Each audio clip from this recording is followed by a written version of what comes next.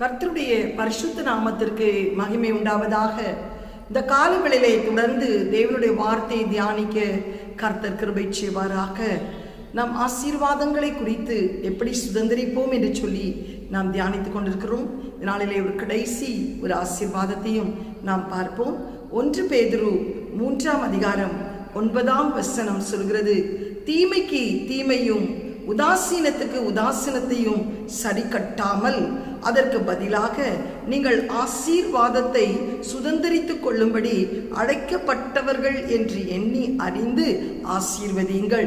எவ்வளவு அழகாய் ஆண்டவர் சொல்றாரு, நீங்கள் ஆசீர்வாதத்தை சுதந்திரிக்க வேண்டுமானால், நீங்கள் ஆசீர்வாதத்தை நீங்கள் கர்த்தருக்கு ஸ்தோத்திரம் உண்டாவதாக அதை உங்கள் வாழ்க்கையை அனுபவிக்க வேண்டுமானால் தீமைக்கு தீமை செய்யாதீர்கள், உதாசீனத்திற்கு உதாசீனம் செய்யாதபடி நீங்கள் ஆசீர்வதிக்க அழைக்கப்பட்டவர்கள் என்று அறிந்து, கர்த்தருக்கு ஸ்தோத்திரம், உங்களை உதாசீனப்படுத்துகிறவர்களையும் உங்களுக்கு தீமையை விளைவிக்கிறவர்களுக்கும் நீங்கள் ஆசீர்வதியுங்கள். வேதத்திலே ஒரு சம்பவத்தை உங்களுக்கு சொல்ல விரும்புகிறேன். ஆதியாகமம் 26ஆம் அதிகாரத்தை வாசிக்கும் போது 15ஆம் வசனத்திலிருந்து வாசிக்கும் போது 12லிருந்தே வாசிக்கிறேன். ஈசாக்கு அந்த தேசத்தில் விதை விதைத்தான். கர்த்தர் அவனை ஆசீர்வதித்ததினால் அந்த வருஷத்தில் 100 மடங்கு பலனடைந்தான். அவன் ஐஸ்வர்யவனாகி வரவர விருத்தி அடைந்து மகா பெரியவனானான். அவனுக்கு ஆட்டு மந்தையும் மாட்டு மந்தையும் அநேக பணிவிடைக்காரனும் இருந்தபடியினால் பெலிஸ்தியர் அவன் பேரில் பொறாமை கொண்டார்கள். அவன் தகப்பனாகிய ஆபிரகாமின் நாட்களில் அவனுடைய வேலைக்காரர் வெட்டின துறவுகளை எல்லாம் தூர்த்து மண்ணினால் நெருப்பி போட்டார்கள். அபிமெலேக் ஈசாக்கை நோக்கி, நீ எங்களை விட்டு போய்விடு, எங்களை பார்க்கிலும் மிகவும் பலவந்தனாயிருக்கிறாய் என்றான். அப்பொழுது ஈசாக்கு அவ்விடம் விட்டு புறப்பட்டு கேராரின் பள்ளத்தாக்கில் கூடாரம் போட்டு அங்கே குடியிருந்து தன் தகப்பனாகிய ஆபிரகாம் நாட்களில் வெட்டினவைகளையும் ஆபிரகாம் மரித்த பின்பு பெலிஸ்தியர் தூர்த்து போட்டகளுமான துறவுகளை மறுபடியும் தோண்டி தன் தகப்பன் அவைகளுக்கு இட்டிருந்த பெயர்களின்படியே அவைகளை பெயரிட்டான். ஈசாக்கின் வேலைக்காரர் பள்ளத்தாக்கிலே வெட்டில அந்த சுரங்கம் நீரூற்றாய் கண்டார்கள். கேரார் மேய்ப்பர் இதை தண்ணீர் தங்களுடையது என்று சொல்லி ஈசாக்கு மேய்ப்பரோடு வாக்குவாதம் செய்தார்கள். அவர்கள் தன்னோடு வாக்குவாதம் பண்ணினபடினால் அந்த துறவுக்கு ஈசாக்கு ஏசேக்கு என்று பெயரிட்டான். பின்பு வேறொரு துறவை தோண்டினார்கள். அங்கும் நீரூற்று சுரந்தது. கர்த்தர் திரும்ப பிரச்சனை பண்ணினார்கள். அதற்கு கர்த்தர் சித்னா என்று பெயரிட்டார். திரும்ப அவர்கள் தோண்டினார்கள். திரும்ப அந்த துறவிலே நீரூற்று அதிகமாய் கடந்து வந்தது. அவர்களால் திரும்ப அவர்களோடு கூட போராட முடியாமல் அவர்களை விட்டு விட்டார்கள். அதற்கு ஈசாக்கு ரெக்கபோத் என்று பெயரிட்டார். தன் தகப்பனுடைய துறவுகளை தோண்டின போது ஈசாக்கு வரவர விருத்தி அடைந்த போது பொறாமை கொண்டார்கள். இன்றைக்கு நம்மை சூழ இருக்கிற ஜனங்கள் கூட நாம் ஒரு இடத்துல நல்ல முறையிலே வந்து தங்கும் போதோ, இல்லை நாம் ஒரு நல்ல உத்தியோகத்திலே உயரும் போதோ நம்மை சூழ இருக்கிற ஜனங்கள் பொறாமை கொள்வார்கள். அந்த பொறாமையினால் நம்மை வாழ விடாதபடிக்கு நமக்கு சத்ருவாய் எழும்புவார்கள், நமக்கு தீமை செய்வார்கள், நமக்கு உதாசீனப்படுத்துவார்கள், தேவையில்லாத வார்த்தைகளை பேசுவார்கள்.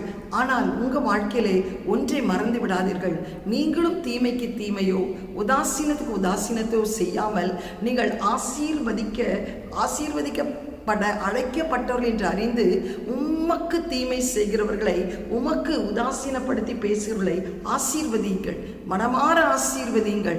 அவர்கள் என்ன சொன்னாலும் பரவாயில்ல, என்ன பேசினாலும் பரவாயில்ல, ஆசீர்வதிச்சு பாருங்களேன். இங்க அப்படிதான் ஈசாக்கு செய்தார், விட்டு கொடுத்தே போனார். அவர்கள் முதல் ஒரு துறவிலே மண்ணை தூத்தி போட்டார்கள். ஏசேக்கு என்று பெயரிட்டார். ஏசேக்கு என்றால் என்ன தெரியுமா? பிரச்சனை என்று அர்த்தம். இரண்டாவது ஒரு துறவு, அதற்கு சித்னா. சித்னா என்றால் பிரச்சனைக்கு மேலே பிரச்சனை. இன்னைக்கு ஒரு வாழ்க்கையில பிரச்சனைக்கு மேலே பிரச்சனை சந்தித்துக் கொண்டிருக்கிறாயா? தீமைக்கு மேலே தீமை, உதாசீனத்துக்கு மேலே உதாசீனம். ஆனால் நீ பட்டவர்கள் என்று அறிந்து நீ அவர்களை ஆசீர்வதியும். அவர் அப்படிதான் விட்டு கொடுத்து கடந்து வந்தார். விட்டு கொடுக்கிறவன் கெட்டு போக மாட்டான், கெட்டு போகிறவன் என்று நினைக்கிறவன் தான் விட்டு கொடுக்க மாட்டான். என்ன நடந்தது தெரியுமா? அடுத்த துறவுக்கு அவர்கள் வரவில்லை, விலகி போனார்கள். அதற்கு ரெக்கபோத் என்று பெயரிட்டார். ரெக்கபோத் என்றால் திறந்த வாசல். இன்னைக்கு உன் வாழ்க்கையில் ஒரு ஏசேக்கு, ஒரு சித்னா கடந்து வருமானால், ஒரு பிரச்சனைக்கு மேலே ஒரு பிரச்சனை இருக்குமானால் கலங்காதே. உனக்கென்று ஒரு ரெக்கபோத்தை கர்த்தர் வைத்திருக்கிறார். அதே கர்த்தருக்கு ஸ்தோத்திரம் உண்டாவதாக. ராஜா அந்த ஈசாக்கை பார்த்து என்ன சொன்னார் தெரியுமா?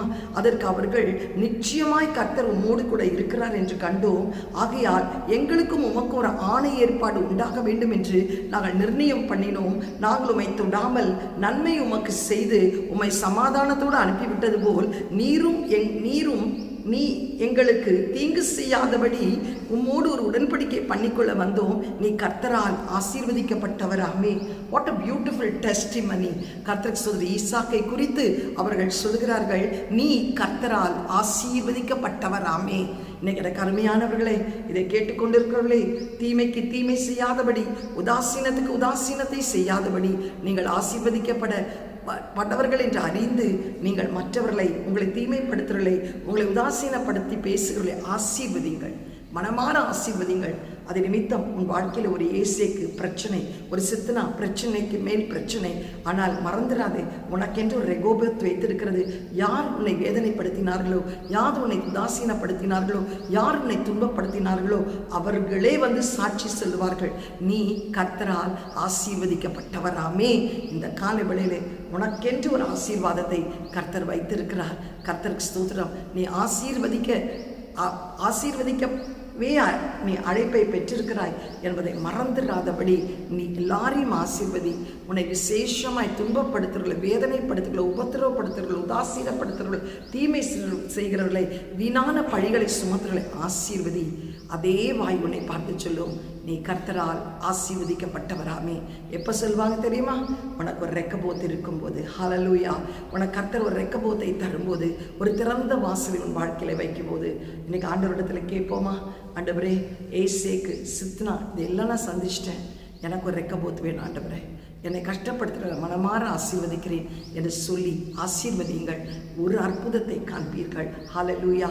எங்களை அதிகமாய் நேசிக்கிற நல்ல தகப்பனே, இந்த காலை வேளையில அப்பா, தீமைக்கு தீமை, உதாசீனத்துக்கு உதாசீனத்தை நாங்கள் செய்யாமல் ஆண்டவரே, நாங்கள் ஆசீர்வாதத்திற்கு ஆசீர்வதிக்க அழைக்கப்பட்டிருக்கிறோம் என்று அறிந்து ஆண்டவரே, நாங்கள் மற்றவர்களை ஆசீர்வதிக்கும் போது, விசேஷமாய் தீமை செய்கிறவர்களை, உதாசீனப்படுத்துகிறவர்களை ஆசீர்வதிக்கும் போது, அது நிமித்தம் நாங்கள் ஒரு ஏசேக்கு ஒரு பிரச்சனை, ஒரு சித்தனா பிரச்சனைக்கு மேலே பிரச்சனை இருந்தாலும் எங்கள் வாழ்க்கையில் ஒரு ரெக்கபோத் இருக்கிறதப்பா.